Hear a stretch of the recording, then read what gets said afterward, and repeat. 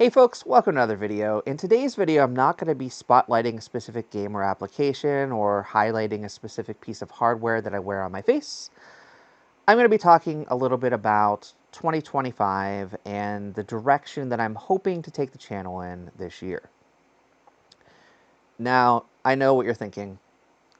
It's already a month into 2025, so why is this video coming now? And I'm going to explain. In December, I batch recorded almost the entire month of January's videos, and there were a couple of reasons for that.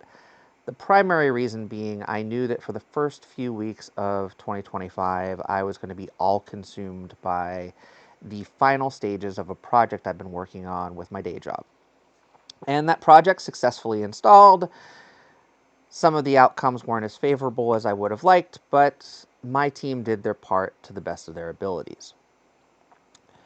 Also, in the last month of 2024, I renewed my contract with the MetaQuest Creator Program. So I will be part of the MetaQuest Creator Program for another full year throughout 2025.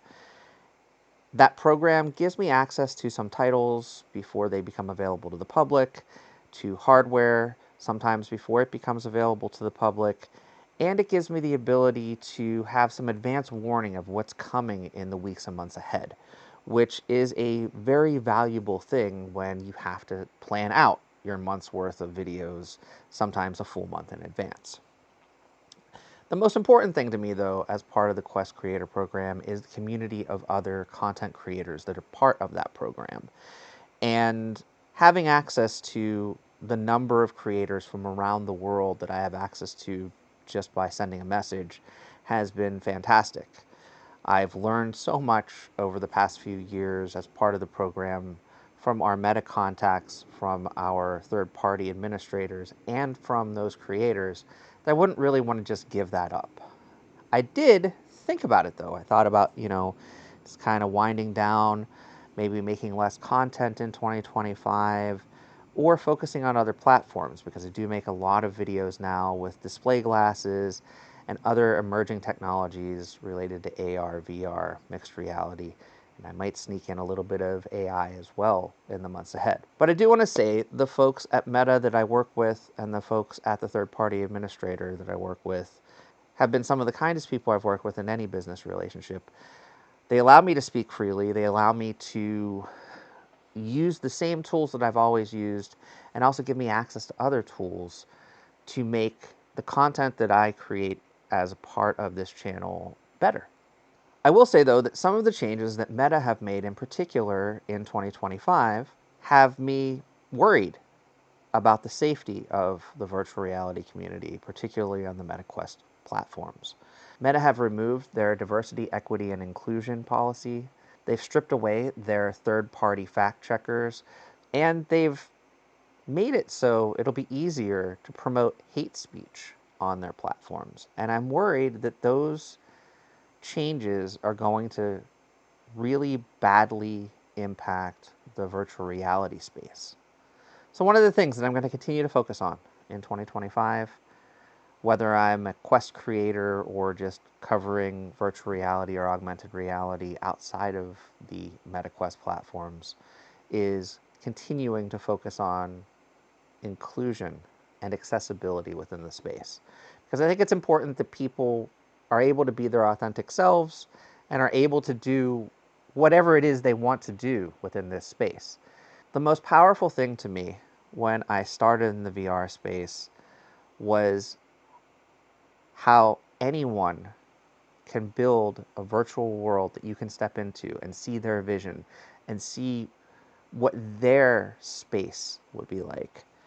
And I feel like those social pieces were not what I originally pictured virtual reality to be. Virtual reality to me felt like it was covering your face, putting blinders on, and making it so that you could no longer access the real world and you were just isolated alone by yourself. And in those early days of trying virtual reality for the first time, I found out how social it could be. And I started to connect with people from around the world. And whether you have a Google Cardboard or the most advanced high-tech $5,000 headset on your face, you still have your own identity. or the one that you picture yourself to have. And that's important to me. And I want to make sure that folks still feel comfortable in the virtual reality space. I will do my best to promote activities, applications, games, and experiences that also promote that inclusion. So I'm going to continue to focus on more accessible titles, titles that you can play while seated, so that if you have a disability, you might be able to play them. Titles that you might be able to play with one hand or with gaze mechanics or things of that nature, versus games that are complicated, that involve a lot of motion and moving around. But I'll also include titles that are more active for folks that want to be more active.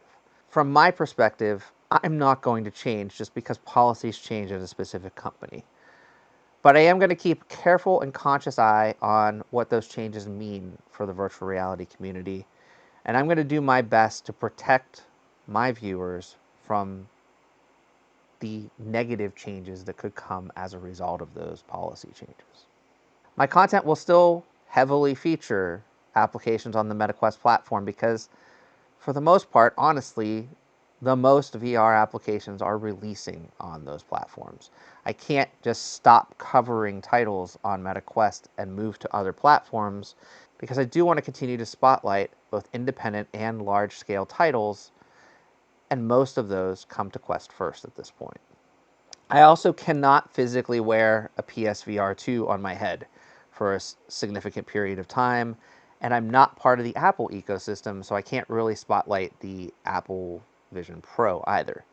One of the things I may not do, though, in 2025 and beyond is trumpet the value of MetaQuest devices on a regular basis, because I'm starting to realize that while from a dollars to cents value perspective, MetaQuest offers the best value, if the platform is going to turn into something that's unsafe for a specific group of people or multiple groups of people, there's not really any value there.